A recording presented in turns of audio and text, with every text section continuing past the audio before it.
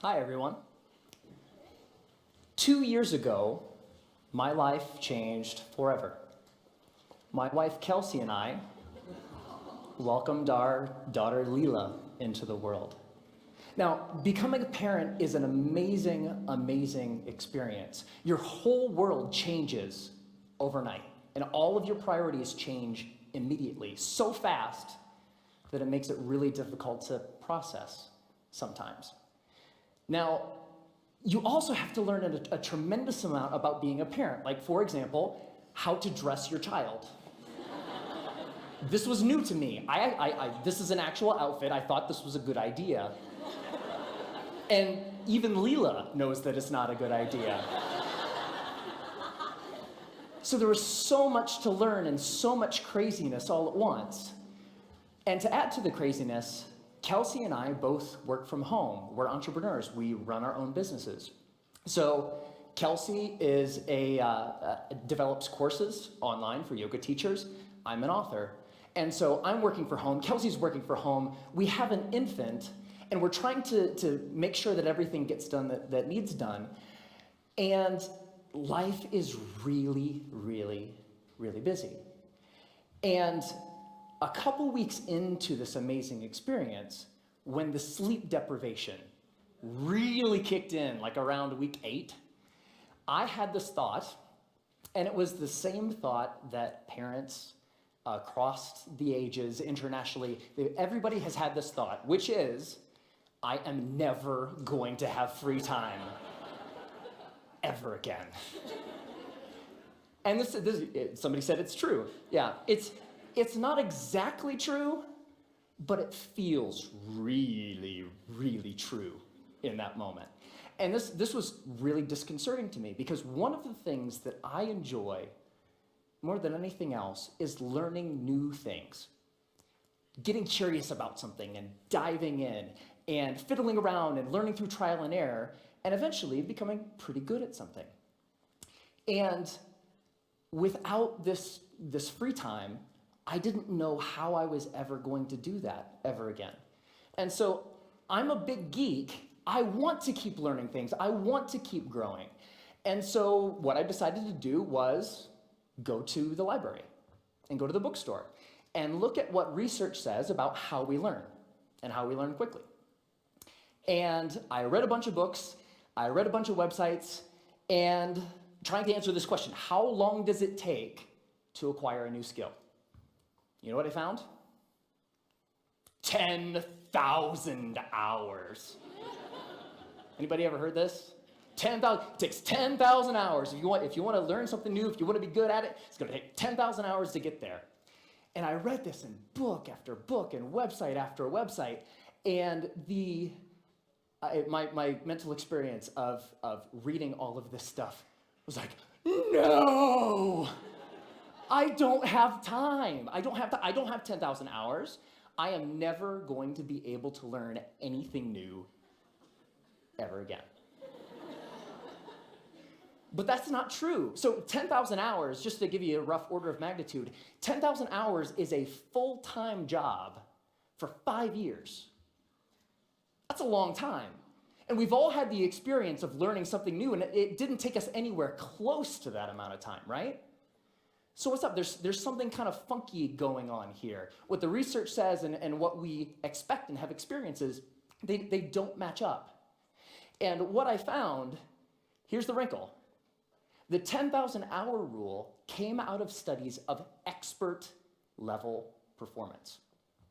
There was a professor at Florida State University. His name is K. Anders Ericsson. He's the originator of the 10,000 hour rule. And where that came from is he studied professional athletes, world-class musicians, chess grandmasters, all of these ultra-competitive folks in ultra-high-performing fields, and he tried to figure out how long does it take to get to the top of those kinds of fields. And what he found is the more deliberate practice, the more time that those individuals spent practicing the elements, whatever it is that they do, the more time you spend, the better you get. And the folks at the tippy top of their fields put in around 10,000 hours of practice. Now, we were talking about the game of telephone a little bit earlier. Here's what happened. An author by the name of Malcolm Gladwell wrote a book in 2007 called Outliers, the story of success.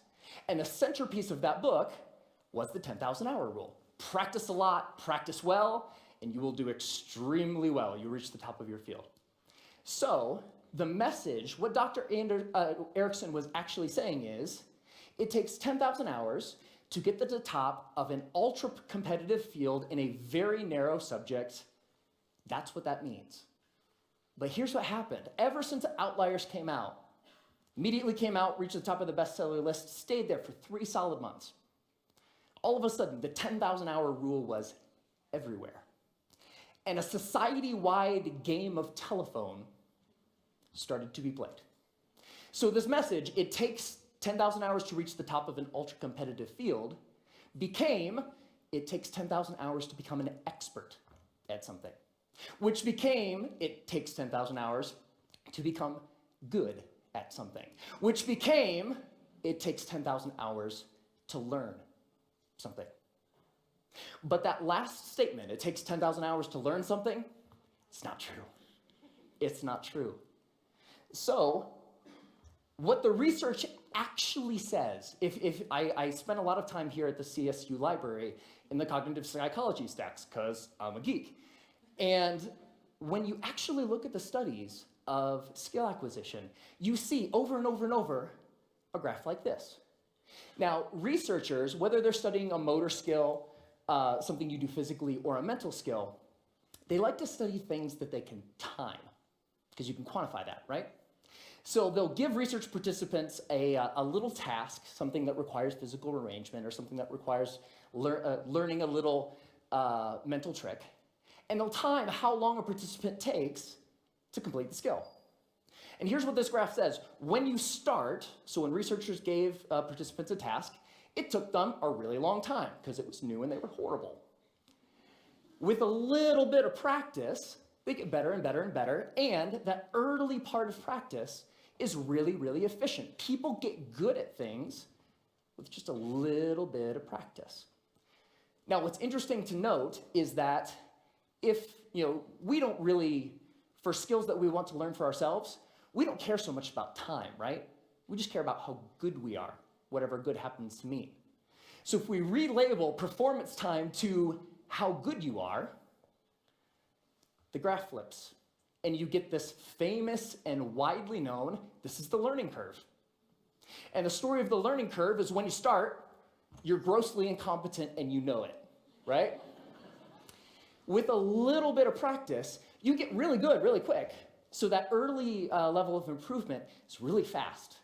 And then at a certain point, you reach a plateau, and the subsequent gains become much harder to get. They take more time to get. Now, my question is, I want that, right? How long does it take from starting something and being grossly incompetent and knowing it to being reasonably good in, hopefully, as short a period of time as possible?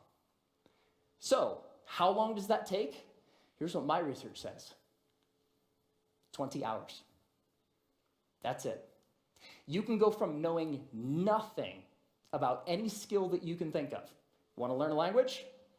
Want to learn how to draw? Want to learn how to juggle flaming chainsaws? If you put 20 hours of focused, deliberate practice into that thing, you will be astounded at how good you are.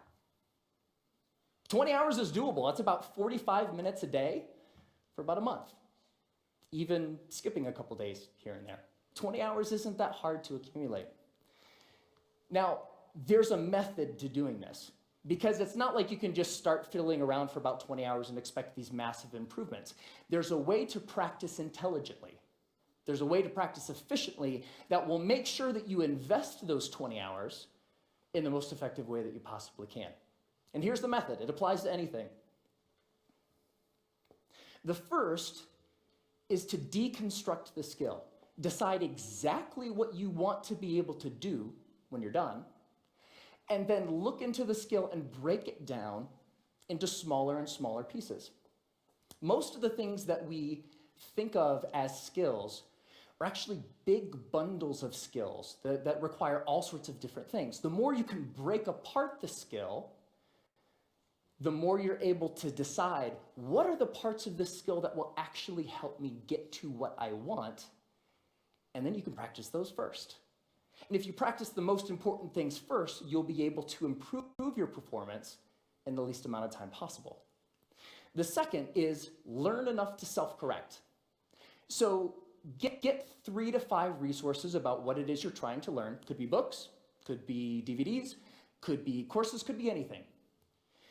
But don't use those as a way to procrastinate on practice. I know I do this, right? Get like 20 books about the topic. It's like, I'm gonna start learning how to program a computer when I complete these 20 books. No, that's procrastination. What you want to do is learn just enough that you can actually practice and self-correct or self-edit as you practice. So the learning becomes a way of getting better at noticing when you're making a mistake and then doing something a little different. The third is to remove barriers to practice. Distractions, television, internet, all of these things that get in the way of you actually sitting down and doing the work. And the more you're able to use just a little bit of willpower to remove the distractions that are keeping you from practicing, the more likely you are to actually sit down and practice, right? And the fourth is to practice for at least 20 hours. Most skills have what I call a frustration barrier. You know, the grossly incompetent knowing it part. That's really, really frustrating. We don't like to feel stupid. And feeling stupid is a barrier to us actually sitting down and doing the work. So by pre-committing to practicing whatever it is that you want to do for at least 20 hours, you will be able to overcome that initial frustration